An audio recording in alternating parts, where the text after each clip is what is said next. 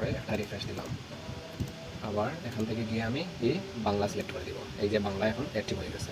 এখন যদি আমি লিখি আমার সোনার বাংলা, আমি লিখছি কিন্তু বাংলিশে, কিন্তু লেখা হচ্ছে আমার পিওর বাংলা।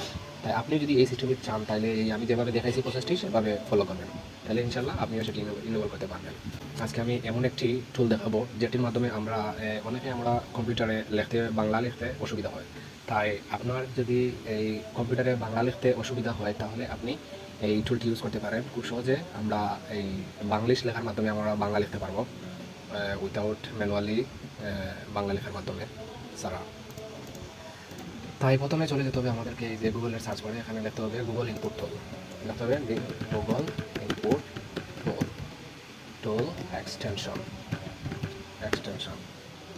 এটা লেখার পরে এখান থেকে দিতে হবে এড টু ক্রোম।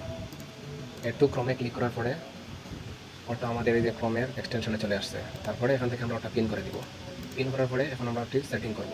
এই যে ওটার উপরে ক্লিক করবেন, ক্লিক করার পরে এক্সটেনশন অপশন যেটা আছে এখানে ক্লিক করবেন। ক্লিক করার পরে এখানে আপনি কোন ল্যাঙ্গুয়েজ ট্রান্সলেট চাচ্ছেন, যেমন আপনি যখন লিখবেন তখন কোন ভাষা চাচ্ছেন, এটি বাংলা হবে, তাই আমি বাংলায় চাচ্ছি, এখানে বাংলা ক্লিক করে দিলাম। এখন যদি আমি ChatGPT ইউজ করতাম, তারপরে একটা রিফ্রেশ দিলাম।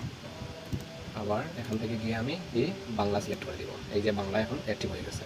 এখন যদি আমি লিখি আমার সোনার বাংলা, আমি লিখছি কিন্তু বাংলিশে, কিন্তু লেখা হচ্ছে আমার পিওর বাংলা। তাই আপনি যদি এই সিস্টেমে চান তাহলে এই আমি যেভাবে দেখাইছি প্রসেসটি সেভাবে ফলো করবেন, তাহলে ইনশাল্লাহ আপনিও সেটি ইনভলভ করতে পারবেন। আমি তোমায় কি তোমায় ভালোবাসি।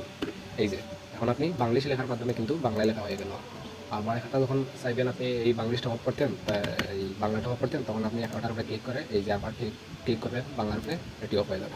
এখন যদি আবার লেখেন আমার সোনার বাংলা, কিন্তু এখন আর আপনি সেটি বাংলায় ট্রান্সলেট হবে না। ওকে, থ্যাংক ইউ।